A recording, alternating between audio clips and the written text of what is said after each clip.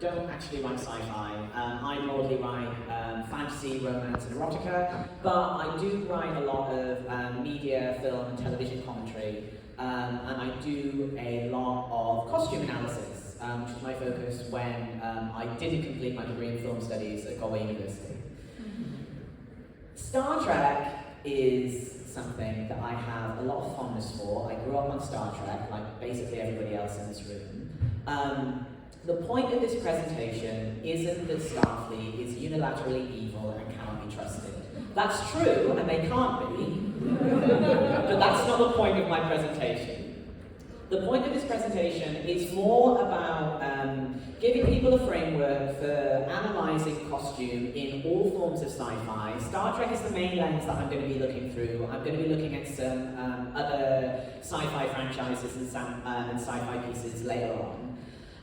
But basically we're going to be looking at what are the primary aspects of a uniform that we see when they're put on the screen, what elements we immediately recognise, what biases we form, and how we're guided to form those biases as we're watching the show, as we're watching the film, and what those things say about our society, and what society can then say to us about the film or TV media, basically.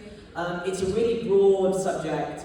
I'm not going to claim I'm going to get into every aspect of it, but it's a really good primer for thinking about ways in which people do criticise Star Trek. I mean, you'll hear me criticise it all the time, especially Starfleet, but where those come from when we're looking at anti- and post-colonial attitudes and anti-imperial attitudes, when it comes to Starfleet, where the basic premise of the show is that but we're the good guys, and we're not doing that anymore.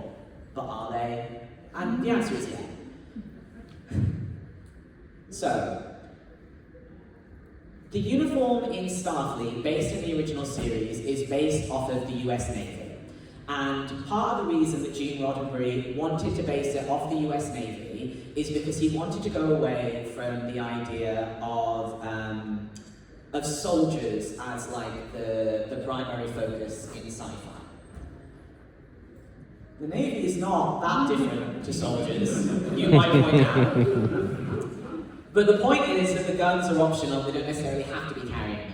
Now, the uniform of the US Navy is based originally, when we go back through history, go back and back, but basically we're looking at the uniform of the British Navy, which is based off of that of the British military. Now, in the UK, what came to be the redcoats, that you see them in Austen novels, or Sharp, but basically what came to be that military uniform of red coats, brass buttons, the gun, the sword, that was established basically after the War of the Roses, where it came to be a ceremonial uniform that was used as the King's Guard, and then developed over time into being a broader military uniform.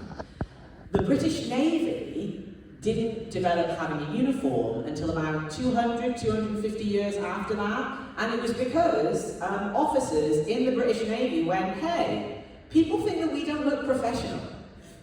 Literally. They would wear pseudo-military uniforms for portraiture, or they would wear ceremonial military jackets when they were going to certain parties and soirees, but they didn't have a uniform of their own. And the main push to have a Navy uniform came in large part because the British Navy had a reputation for being undisciplined and messy, especially compared to other navies that did have more established uniforms like the French.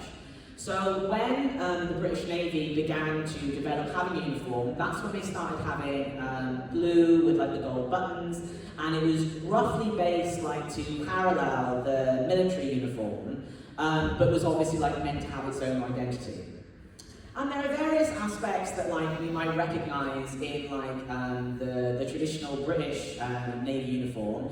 You see it a lot in Pirates of the Caribbean, even though it's anachronistic. They didn't develop the British Navy uniform until about 1748. They didn't have it fully established across non-officers until you were coming into the 1760s, 1770s. But that's fine. It didn't upset me to find that out at all, and to realise that in retrospect they'd made even more mistakes in Pirates of the Caribbean than I in fact knew. The US naval uniform carries a lot of the small aspects in the British naval uniform, but modernised. Obviously, it doesn't bear much aesthetic resemblance, but the primary role of those uniforms is multiple. So, when we're looking at naval uniforms, when we're looking at army uniforms and people are on a battlefield, a uniform in part serves as armour. It's meant to make it harder to shoot you, or to stab you, or whatever else you like. But also, it's very important that you know who you're meant to be shooting and who you're not. Once we get to naval battles, that becomes less of a concern. We know who we're meant to be shooting at, because they're over there on that boat, and we're on our boat. So, the purpose of the uniform becomes less about identifying you to your enemy, and your enemies being identifiable to each other, and more about the communicative purposes that it serves within the station where you're established. So if we look at these uniforms first, right? All of these uniforms serve different functions. With a naval uniform, obviously, like, you're serving the Navy, and you're serving your chain of command. Looking at some of these uniforms, a lot of them communicate other elements that are really important that we do see paralleled in some of the Starfleet uniforms. So, for example, like, we generally think when we see someone in a white coat that they're probably a medical professional. Not necessarily a doctor or a nurse. They might be, I don't know, a beautician, or they might do Botox treatments. They might do other things, but basically, like, the point is that you see the white coat, and outside a laboratory environment, you assume that they work in a clinical or healthcare setting. Similarly with, like, high visibility jackets, like, those are, I mean, around here, they're not for visibility, they're for visibility in terms of, like, being able to see someone to ask for help. They're less high visibility in terms of, like, because they're going to be hit by a car because they're working out the back of the depot, right? So, when we look at other elements of the uniform in more detail, we're looking at, like, the affiliation, which obviously, like, the naval affiliation within Star Trek. You can tell the difference between, like, Starfleet uniforms and also non-Starfleet military uniforms. So, for example, when you're looking at, I mean, any of the alien uniforms, like, you're looking at, like, the Klingons, you don't necessarily have a uniform per se. It's more of a racist, orientalist vibe. But then, for example, when you're looking at members of the Vulcan Science Institute, or when you're looking at members of the Bajoran militia, the thing about the identity is, I'll get into that in a little bit. Mostly when a Starfleet crew lands, they're visible, we know who they are, we know whose side they're on effectively. Sorry? Who the red shirts are. Who the red shirts are, who to shoot at. I think that's why they swap them to around to command later on. But also, like, when you have gender or sex, obviously in the original series we started out with a miniskirt because that was a sign of female empowerment at the time, and then once you come into TNG onwards, like, everybody's wearing skort when they could be bothered to remember that that was a thing. But Picard wore one, that was fun, we got to see his knees. But mostly, like, we're looking at authority. This is where the colonialism starts to come into it.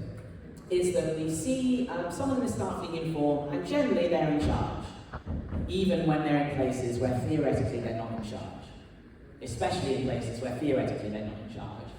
And also to show rank. So when we're looking at Starfleet uniform, unless I will say this presentation has broadly not been made with the newer treks other than Lower Decks in mind, because certain choices have been made with the costume design.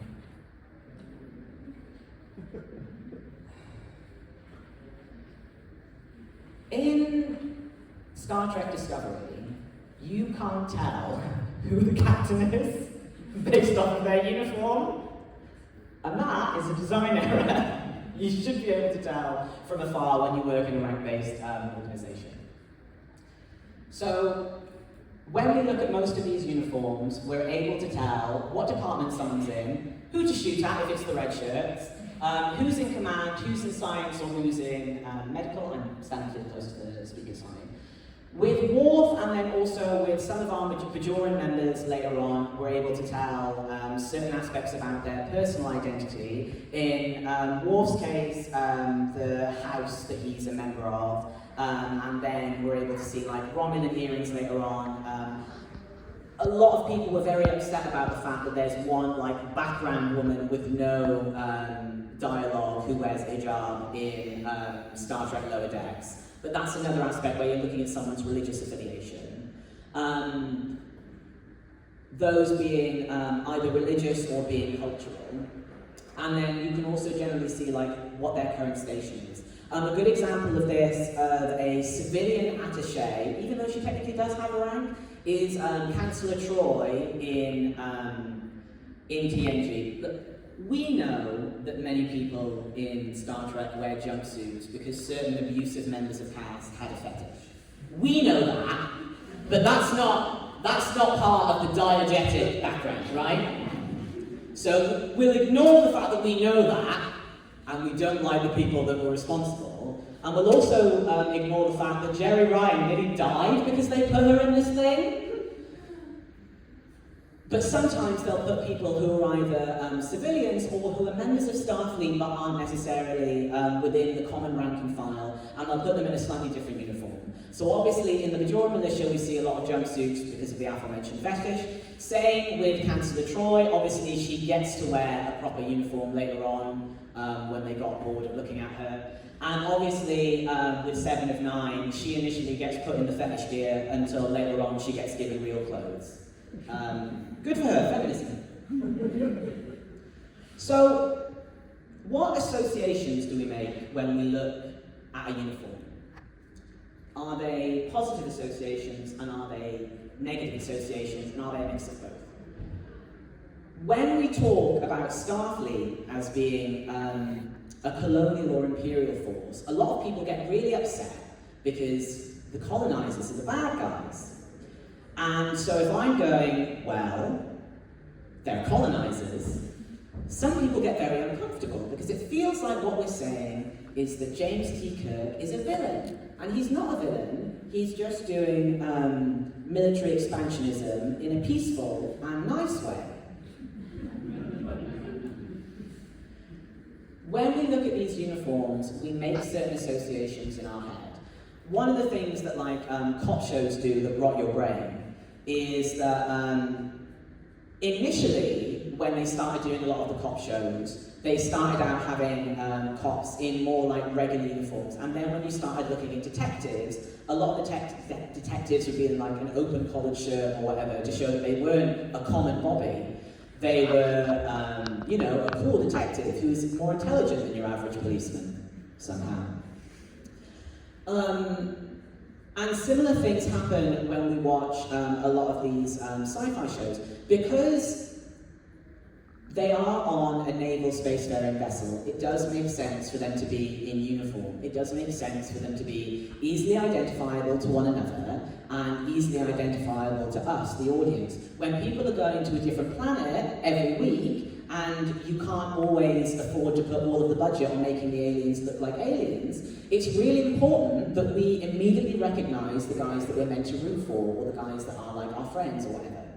However, because these uniforms are almost always based off of existing historical standard with naval military organizations, they end up carrying biases and ideas that go with them. Case in point, the fact that we can see rank and file, right? The fact that Discovery and other lesser shows aside, we can normally look at a character and see immediately, okay, I know what department that you're in, and I also know where you stand in the chain of command.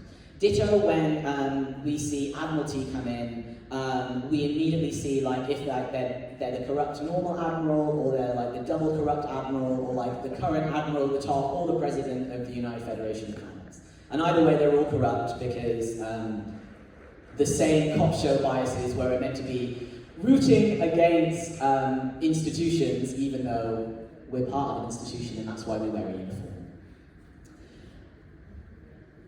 So, when Harry Mudd initially appears in the original series, in Star Trek Discovery, the same details aren't embedded into his character because, I don't know, the costume designers were busy doing more stuff with latex.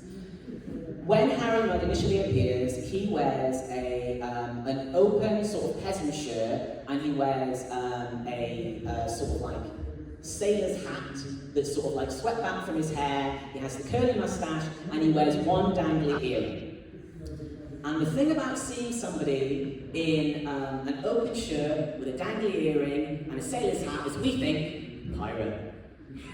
That's the pirate's uniform, right? It's the same in The Next Generation. I think episode 8, episode 10, there's that one fella who comes in who's like a pirate, and he's in a similar like peasant shirt and with a little dangly earring. It's very sexy, it's a good look. I wear it a lot. When Harry Mudd takes the Starfleet crew captive later on, not in Mudd's Women, in yes. He wears a pseudo naval jacket, and that's fun because we see the tables turning. Similarly, when Q is taking the piss, basically any time, he often wears military jackets or judicial uniforms that are based in or are parodying aspects of Earth's history. And it's interesting because a lot of the time when Q is doing that, he's making very valid points. This is the thing about Q. Does he deserve to be punched in the face? Yeah. But is he right? Sometimes. Quite a lot of the time. Yeah, kind of.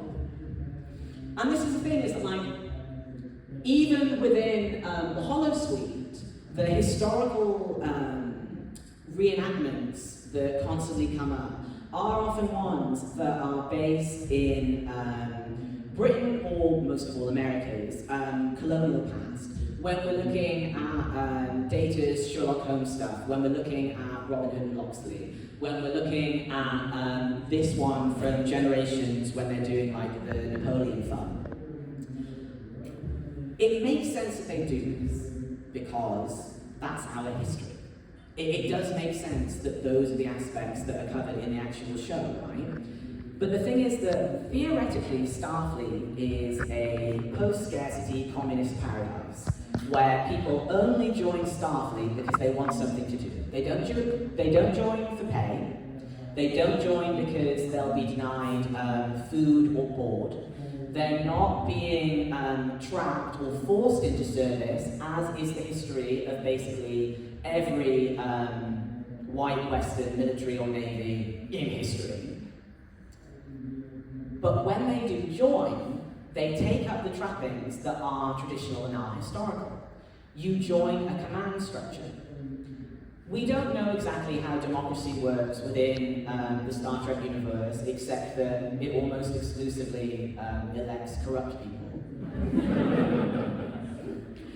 But we do know that they're a democracy. We do know that a democracy is happening theoretically. At least people say that there is in some. I don't know if people even talk about voting. Theoretically, they do. But when they join Starfleet, they exit that like communist paradise where everyone has like theoretically the same vote, and you go into more of a hierarchical system. And it's not that hierarchies are inherently bad. However, part of the continuing conflicts within every single Starfleet series are about authority, are about who gets to be in charge. When you join Starfleet and you're an ensign and you're in the lower decks and you're at the bottom of the pile, you get like what, a 60th or a 32th of a vote in what you do. And then once you go up to your commanding officer, they get slightly more of a vote and they get to command the people beneath them. When you go up and up and up until you get to the captain, and then until you get to the admiral or whoever is in command of that sector or whatever, right? The pips on a uniform, or your comm badge, or the number of stripes, yeah. God. Number of stripes around your arm, or your epaulets, or whatever fancy thing that you Discovery, they're on your comm badge and you still have pips, but they're tiny. So in order to like know who the captain is, you basically have to go and squint at everyone's chest. But basically, like, these things decide, in short order, how important you are to the vessel. And yes, I understand that, like, in a battle situation, that's kind of important. You want to know who's in command. You don't want two people to be fighting over which action to take when all of you are working together to crew a vessel, and if several people disagree on how the vessel's crewed, you might crash it. I understand, but also, you're wearing a little piece of jewelry or a little piece of fabric that says what your value is and how valuable you are to the people around you. And the people that you meet don't even have that. When you're going to other planets and they're outside of that command structure, they don't have a vote at all.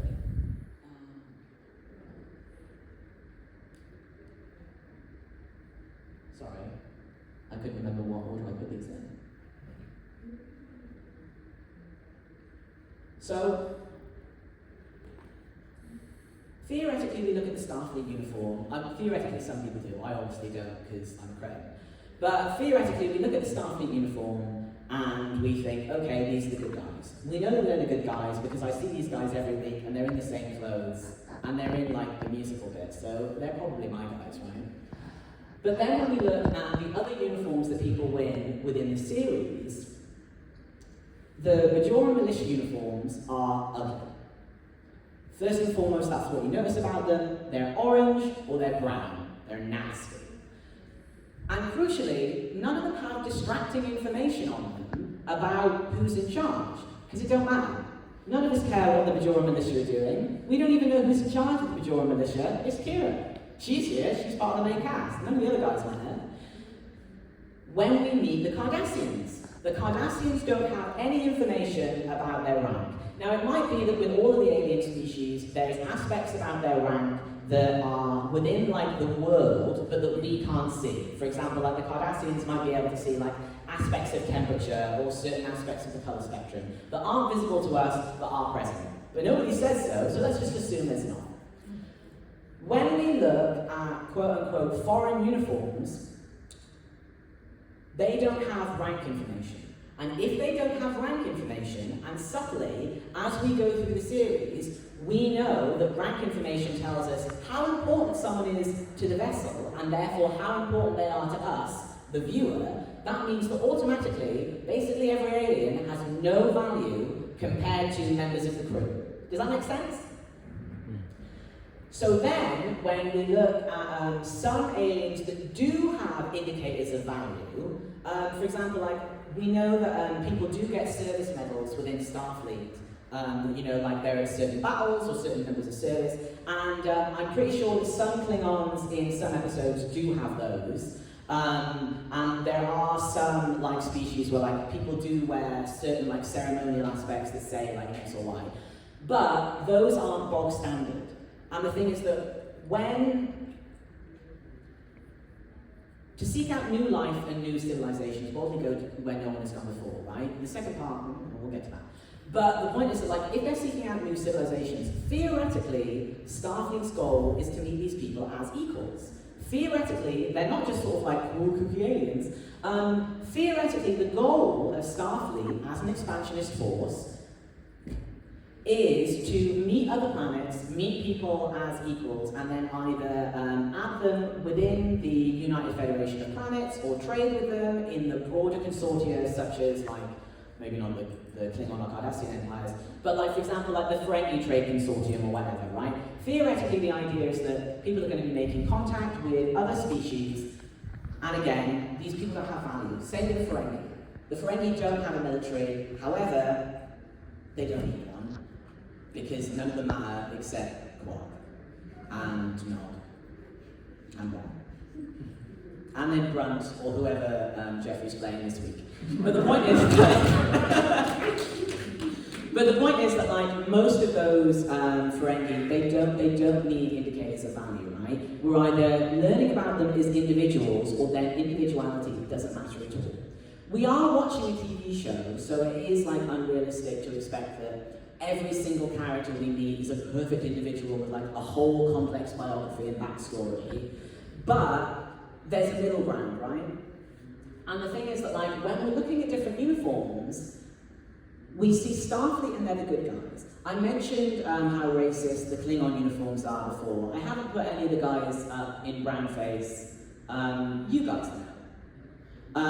But like obviously like in the original series, the uniform was shoe polish and gold lane. And maybe a fake beard. And that was racist in itself. They were like, yeah, these guys, they've got dark skin, so they're the bad guys, you know? Later on, they still made everyone black up to play a Klingon, and got, what, 2 black actors?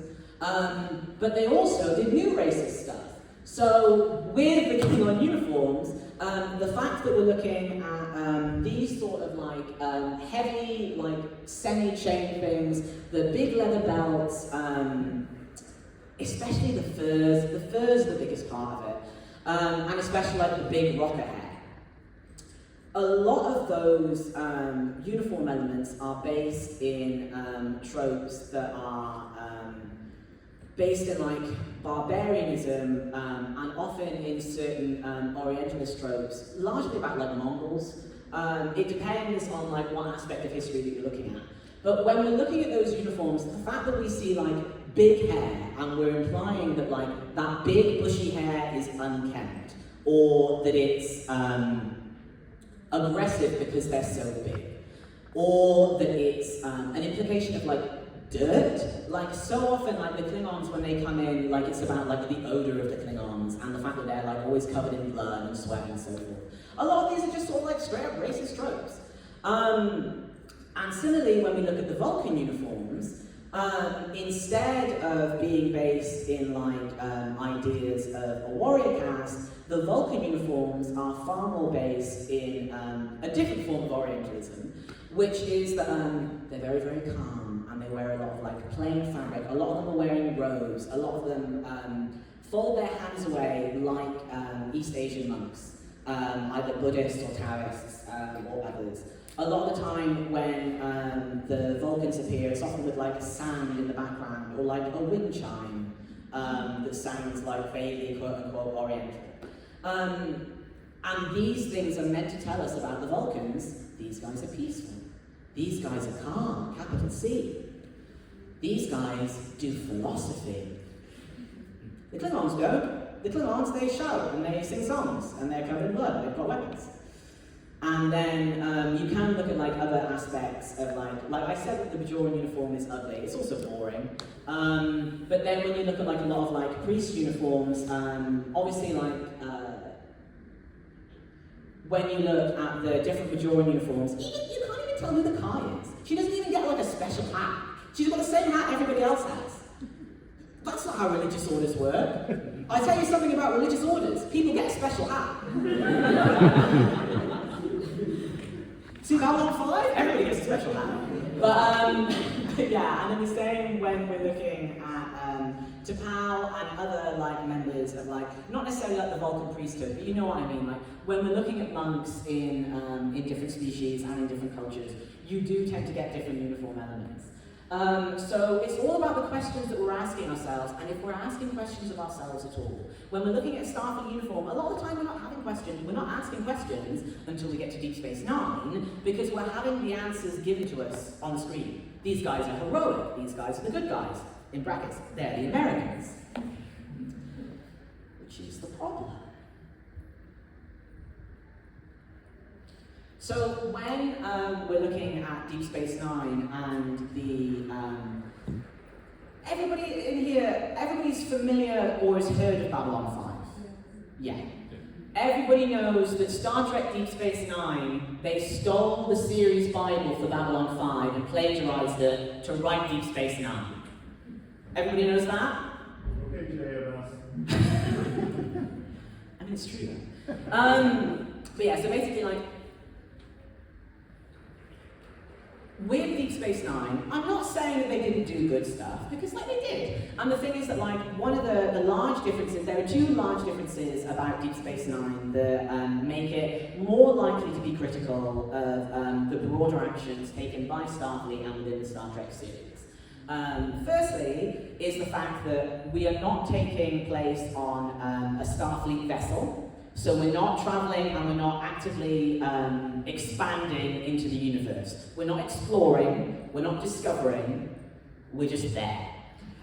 The military outpost that we're on is theoretically unaffiliated, so that we can have drama later on about whether Bajor wants us to be there and whether it matters whether Bajor wants us to be there or not. But the fact that they're on a non-Federation outpost and the fact that they're not within or that they're on the very outskirts of Federation space means that in many ways Federation rules either don't apply or only semi-apply.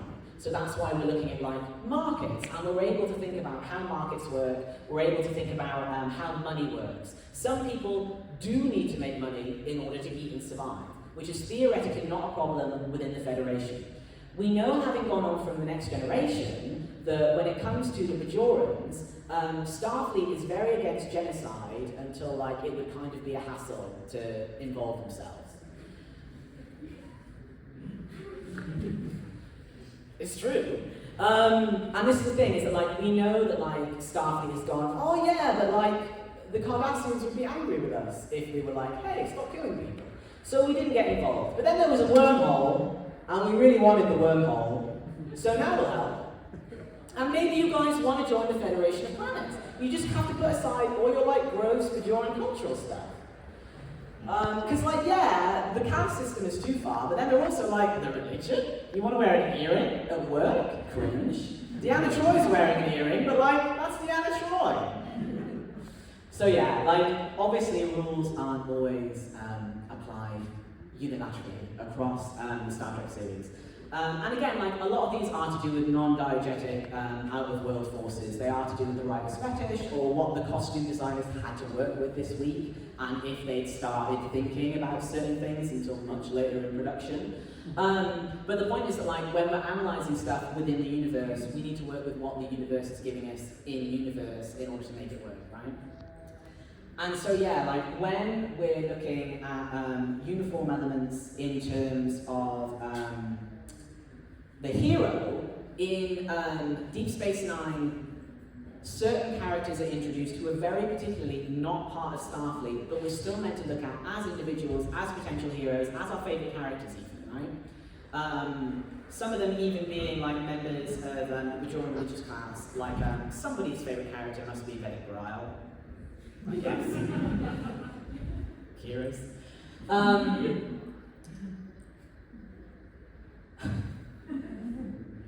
sorry, he's just so milquetoast as a man. He's pretty. But yeah, so then the second thing is the fact that Ben Sisko isn't a white French dude, and he's also not a white American. He's black.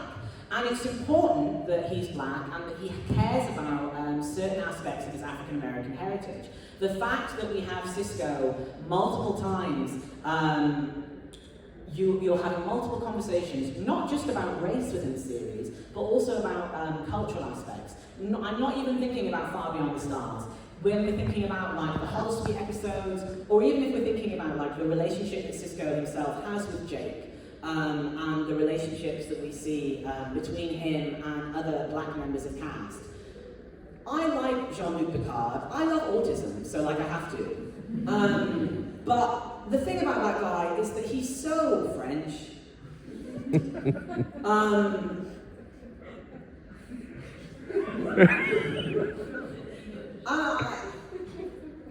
Yeah, but the thing is that, which is also bad, don't get me wrong. Cambrian Biff. But with Picard, like, he's very French, he's very English. In that, like, a lot of the philosophical aspects that he's bringing out. Obviously, like, we're looking at a Shakespearean actor who is like poised and therefore is contrasting against other members of the cast, and indeed is contrasting against other captains that have come before and other commanders that have come before. But also, when you're looking at his philosophy, so much of his cultural perspective is based in the idea that he's the authority and he's earned that authority. And this idea of how we earn authority, baked into a colonial system, becomes very thorny and complex when we look outside of that sort of like authority-based culture, and we start thinking about like, okay, when we're looking at someone's value and how they earn it, how do you earn it? How do you earn a promotion? You get your promotion through years of service or through your ability. So why do we have so many corrupt officers? What makes corruption? What builds corruption within an institution? And the answer is corruption. It's all about concentrations of power.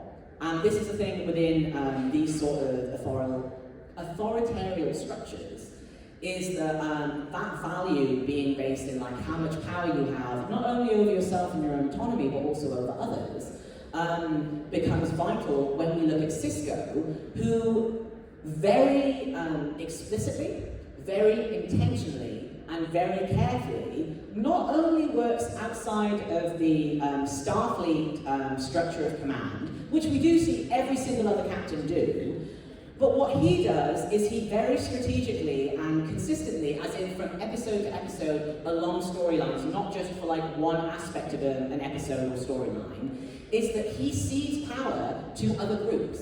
He gives power to the Bajoran militia, he gives power to the Ferengi, or to certain like aspects of the station. Basically, he takes the concentration thereof and spreads it wide. And the thing is that when you're working within a system of authority that demands power within a structure, that's the sort of thing that can put that structure at risk. But that's in part cultural.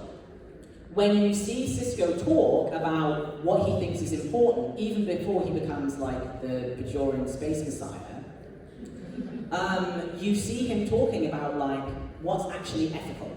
And he's not thinking about ethics in terms of the framework of what is good or bad based off of like the rules. His idea of good or bad is more based in like harm, and you can see that he prioritizes that more than the broader structure. And when we're looking at statements like the greater good, when made by white Western colonizers, is that for the greater good only means for certain people, and only means for certain philosophical ideas. It doesn't actually mean for the greater good as in like the whole of the universe, because those guys don't wear uniforms. Those guys don't have value within the system that we've created for ourselves, and those guys don't matter. They don't have names. They don't have like actors that are going to come back week after week. We don't get attached to them. And again, it's because we're watching a TV show. Please don't like have me like hear me say this and go, this guy doesn't get how TV works. I get it. But it's more about like the biases that we're looking at from week to week and how we're challenging the ideas that we already have. When we're looking at Star Trek and we see good guys in uniforms and they're doing the good things from week to week, and they go to other people's planets and they decide what the best thing to do is every week, because they're the ones that can be trusted, and we know because they've got the uniform and they've got the system of value every week. And then we look at the news and we see the white Americans in their uniforms, and yes, they don't live there, but they know what's best. And they may or may not have sent the weapons that are being shot at there in advance, and it may or may not be a system of corruption in the background. We may be looking at like a complex war machine that's based largely out of capitalism, rather than what is being presented in the news as we see it, but we don't see that. What we see is the uniform. What we see is the face. What we see is the name and the rank of the person who's going. And they must have authority because they earned it. And how do you earn it? I do want to talk a little bit about like other sci-fi properties. Like obviously, like some of them are based more off of Star Trek. Like the Orville, which is obviously like they wouldn't let Seth MacFarlane do it, and he was like, I'm going to do my own Star Trek. And he's in it, And it exists.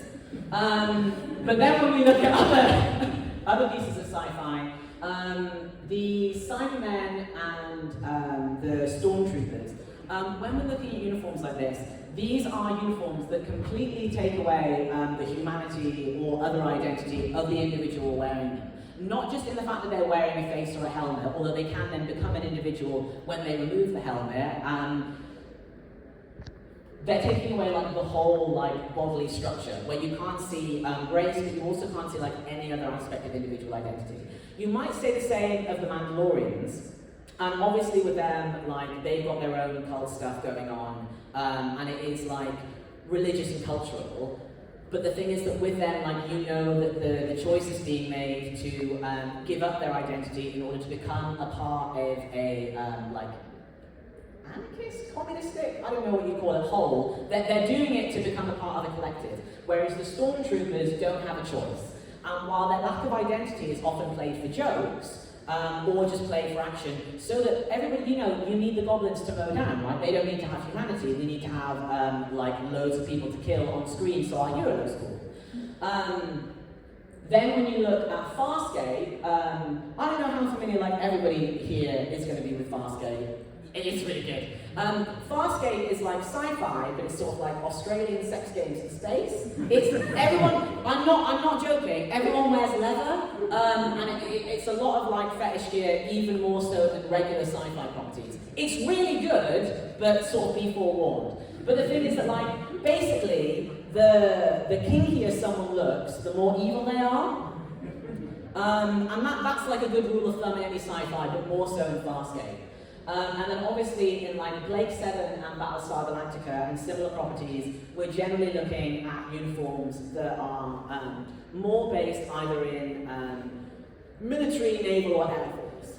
But what I wanted to talk about was non-military uniforms and what they mean. So in Alien,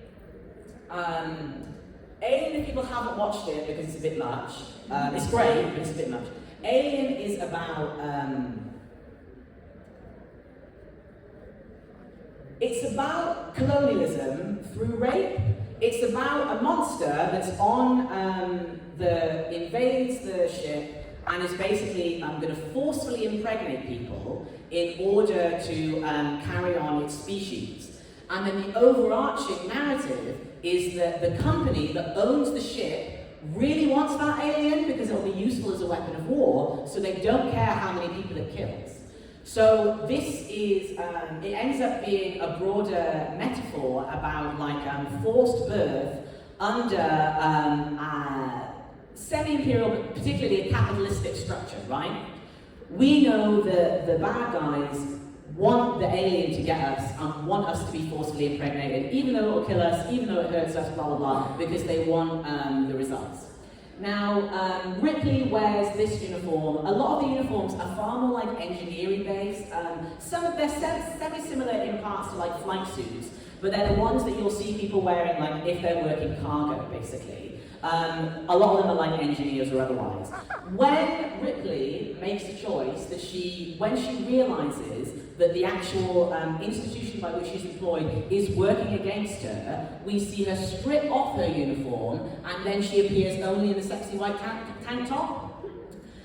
And it's good to look out for that when you're watching like sci-fi things. Any point where someone strips off their uniform and either is wearing something personal underneath or is wearing something like blank underneath with no more insignia, you're like, ooh, what do they mean by that? And a lot of the time they don't necessarily mean anything on purpose, but the costume designer might have meant something. Same in Dune. I tried to find like good pictures of like the nice costumes in Dune, but like they're soldiers, whatever. Red Dwarf. Obviously, Red Dwarf is the best sci-fi that's ever existed. It's better than everything. I definitely recommend the books if you haven't read them. But they are a mining vessel. So this is quite similar to uniforms that you'll see people even wear today in the Merchant Navy.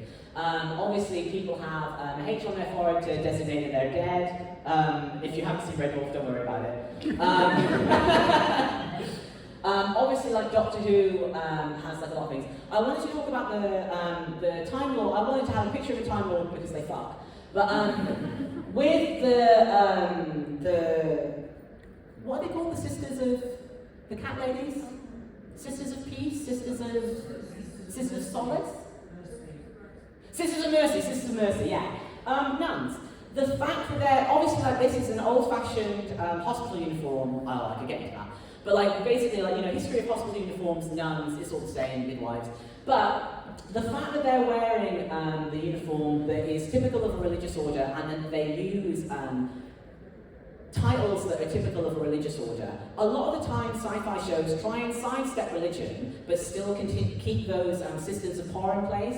And it's often really interesting to like look out for them and think about like whether they're the good guys or whether they're the bad guys, because these guys are very much like they're meant to be a little bit sinister from the beginning. And it's really interesting how certain sci-fi properties will use that to give in a religious order, make them feel a bit religious, whether they call them religious or not, and have that imply evil. And then in Babylon 5, Londo Malari is the main one I wanted to talk about, so that's this fella. The fact that when we initially meet him, he does wear a pseudo-military uniform, even though the Centauri are theoretically now like broadly a merchants consortium rather than a military force. But then as time goes on and when the genocide starts up again, and when he's like, yeah, we need to get out there and kill some guys, his uniform begins to become more and more ornate. And even as when he's speaking, he's talking about peace and he's saying that everybody else is lying and that when they killed those guys, it was either an accident or it was a laugh or whatever, don't worry about it. His uniform is still becoming more and more ornately military, in that it's implying that he's getting more and more value as he becomes closer to attaining like a seat within the empire and becomes more and more important as an ambassador and as a military leader. And these implications are like, they're really fun to look for. It's really fun to sort of like ask yourself, I don't really care about that, sorry, I moved on. What are we thinking of when we look at uniforms? When we're looking at the good guys, when we're looking at the bad guys, I suppose we can go between this and the other one. Why don't, when we put Starfleet people on screen, when we put the humans on screen in an alien show, why don't they wear combat fatigues? Unless they're in Stargate or one of the other ones that isn't very good. The reboot, obviously like the original's okay. But why aren't they wearing like sexy uniforms like our Olympians are? Why don't they dress in spandex? Why not? Why is it that we feel compelled to put them in like pseudo-military or pseudo-naval uniforms? And the answer is yes, it's a space vessel. It's also not real. We are looking at the modern future, but especially when you're looking at humans who have had a lot of contact with alien cultures, there's no reason that we have to be building on the uniforms that have come before in history and antiquity, especially when you're trying to imply that your new universe is post-colonial. Why are they wearing the same uniforms that were before if they're like, hey, we kind of made some mistakes and it was bad that we did that? Or scrubs, because that would be fun. But yeah, talking about like the third world, talking about exploitation, talking about resources, talking about who gets resources and stuff like that. It's all like fun to think about and talk about. I have another essay. You can take a picture. This is like a free link to read it. That goes far more in detail about imperialism in Star Trek and Starfleet. More so than this, because like this is sort of like a broad overview where I'm talking about costumes in general. I go more into like the history of this. But yeah, that's the broad strokes. Thanks guys. This is a bigger turnout than I expected.